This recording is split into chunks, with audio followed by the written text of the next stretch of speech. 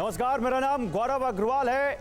TV 9 Bharatvarsh में आप सभी का बहुत स्वागत है। आप देख रहे हैं अड़ी, क्योंकि हमें है देश की पड़ी। जंग का आज 19वां दिन है और हमास के साथ चल रही इजराइल की ये जंग अब सीरिया से सऊदी अरब तक पहुंच गई है और दूसरे अरब देश भी इसकी चपेट में कभी भी आ सकते हैं। लेकिन गाजा पट्टी का ये युद्ध आखिर अब सीरिया कैसे पहुंच गया, ये सवाल हर किसी के जहन में। तो आपको बताते हैं कि कैसे इजरायली डिफेंस फोर्स ने सीरिया में एयर स्ट्राइक की, जिसमें सीरियाई फोर्स के 8 जवान मारे गए। ऐसे में अब इस युद्ध की चिंगारी सीरिया तक जरूर फैल गई, लेकिन यह भी जानना आपके लिए जरूरी है कि आखिर सीरिया में इजरायल ने स्ट्राइक क्यों की। इस सवाल का जवाब हमें मिलेगा इजरायल के एक दावे से। इजरायल दावा करता है कि ईरान सीरिया के रास्ते लेबनान होते हुए गाजा पट्टी में मौजूद हमास लड़ाकों तक हथियार पहुंचाता है। गाजा पट्टी में हो रही इस तरह की गतिविधि इजरायल को खतरे में डाल देती है और बस इसी एक्शन पर इजरायल ने रिएक्ट किया और सीरिया में मिसाइल मारकर युद्ध को गाजा से बाहर पहुंचा दिया। दरअसल सीरिया में जिस अड्डे पर मिसाइल मारी गई, आप इसको सीरिया एज अ कंट्री मत देखिए, इसमें आप यह समझ सकते हैं कि ईरान समर्थित कोई सीरिया में बैठा आतंकी गुट जो लेबनान और हमास की मदद कर रहा है, उसके ठिकानों पर यहां पर इजरायल ने हमला किया। इजरायल अपने नागरिकों की सुरक्षा के लिए किसी भी हद तक जा सकता है, लेकिन इजरायल की चुनौती और बढ़ती जा रही है। इजरायल और गाजा के बीच हो रही जंग की एक चिंगारी सीरिया के अलावा लेबनान भी पहुंच चुकी है। लेबनान में कल रात में ही हिजबुल्लाह के ठिकानों पर इजरायल ने ताबड़तोड़ बमबारी की और हिजबुल्लाह के कई ठिकाने तबाह कर दिए।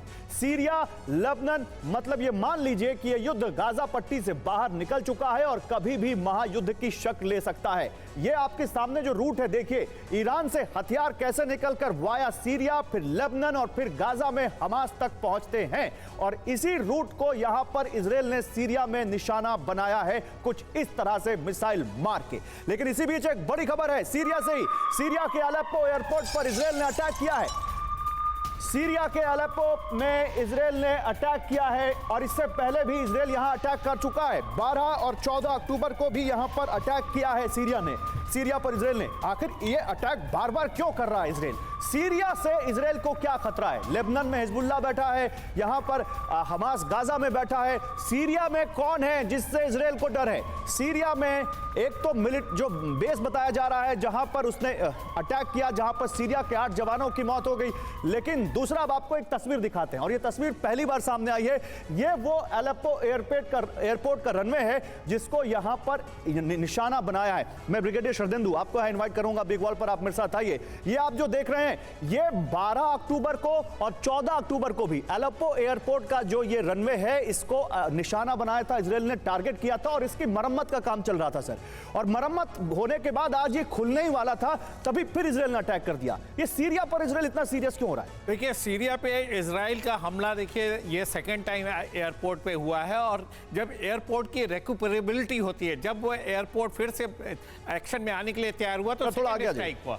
और सबसे पहले की बात है कि सीरिया से देखिए इजराइल को दिक्कत इसलिए है कि वहाँ पे हिजबुल्लाह के एलिमेंट है और जो वहाँ की जो सरकार है, जो वहाँ का जो एडमिनिस्ट्रेशन है, वो प्रो रशियन है। तो उनको लगता है कि कहीं ना कहीं से उनका इनडायरेक्ट सपोर्ट इजराइल के लिए और इजराइल के अगेंस्ट और हमास के लिए आ सकता है। तो लिहाजा इसलिए सीरिया इंपॉर्टेंट होता जा रहा है और वहाँ पे जो वहाँ के जो टेररिस्ट एलिमेंट है, हिजबुल्लाह का जो एलिमेंट है, उसको स्ट्राइक कर रहे हैं। इसके लिए अलेप्पो पे क्या और दमास्कस पे भी उन्होंने स्ट्राइक किया। बिल्कुल। तो ये टाइम टू टाइम ये ऐसी स्ट्राइक, मतलब आप कह रहे हैं कि सीरिया बहुत सीरियस है इस वॉर के लिए और इजरायल बिल्कुल उस फ्रंट पर बिल्कुल एक्टिव है जो इसने अलेप्पो पर ये अटैक किया। सर, अब अपनी जगह प्लीज ग्रहण कीजिए, मैं आपके पास आता हूं। लेकिन ये बहुत अहम है। देखिए, एक तरफ सीरिया के एक ठिकाने पर अटैक जहां पर सीरिया के 8 जवान मारे गए और फिर ये अलेप्पो एयरपोर्ट पर इसके रनवे पर इस तरह से अटैक की, उसको ठीक होने नहीं दे रहा है।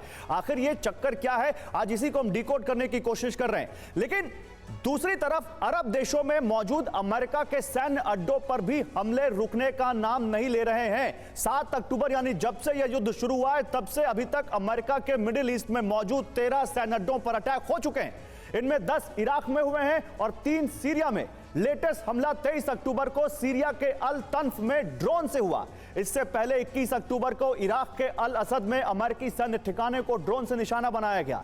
20 अक्टूबर को इराक के ही अल हरीर मिलिट्री बेस को एक साथ 3 ड्रोन से टारगेट किया गया।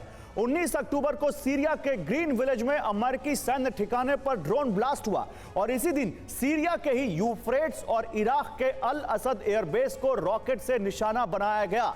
18 अक्टूबर को सीरिया के अल तन्फ में 2 ड्रोन से हमला हुआ, तो इराक के अल हरीर में 1 ड्रोन और अल असद में 2 ड्रोन से हमला हुआ।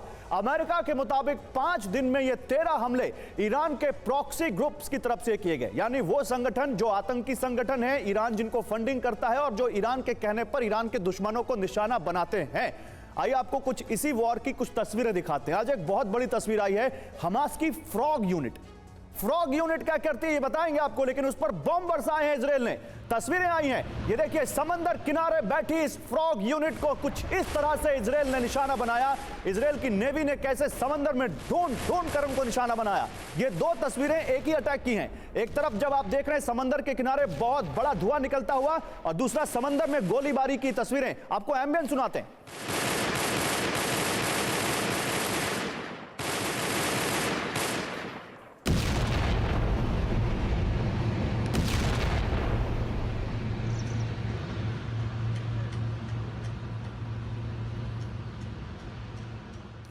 और हमास की सुरंग में बम का अब आपको एक विजुअल दिखाते हैं। ये तस्वीर देखिए, चंद सेकंड्स का ये विजुअल आपको बताने के लिए काफी है कि कैसे हमास को लगातार इजराइल निशाना बना रहा है, चाहे कितनी भी यहां पर डेथ हो जाए।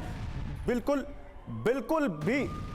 भी यहां पर वो पीछे नहीं आने वाला है। ये तस्वीर देखिए, हमास की सुरंग जहां पर है, इजराइल पिन पॉइंट उस पर अटैक कर रहा है। आप देखिए, आप इन अटैक्स को ध्यान से देखेंगे तो ये असल में अमेरिका से आए गाइडेड बॉम्ब से हमला है, जो बिल्कुल उन्हीं टारगेट्स को हिट करते हैं जिनको हिट करना है। आसपास की बिल्डिंग्स खड़ी हुई हैं और बिल्कुल वो उसी बिल्डिंग के अंदर घुस जाता है वो बम।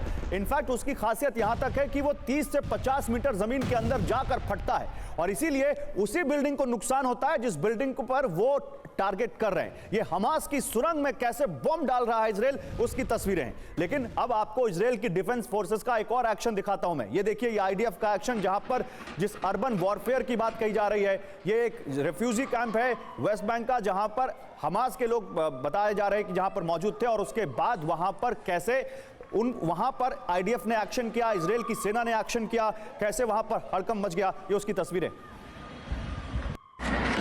ये गाजा युद्ध के भविष्य की तस्वीरें हैं, और जैसे जैसे ये युद्ध बढ़ेगा ये तस्वीरें आम होती जाएंगी, क्योंकि कहा जा रहा है कि अब तक का सबसे विध्वंसक अर्बन वॉरफेयर होने वाला है गाजा, यानी शहरों में शहरी इंफ्रास्ट्रक्चर के बीच, इमारतों के बीच ये लड़ाई लड़ी जाएगी। पतली पतली गलियों से जब सेनाएं निकलेंगी तब क्या होगा, ये सोचकर आपको डर लगेगा। कुछ उसी तरह की तस्वीरें, उसका ट्रेलर या उसका टीजर आप इसको कह सकते हैं।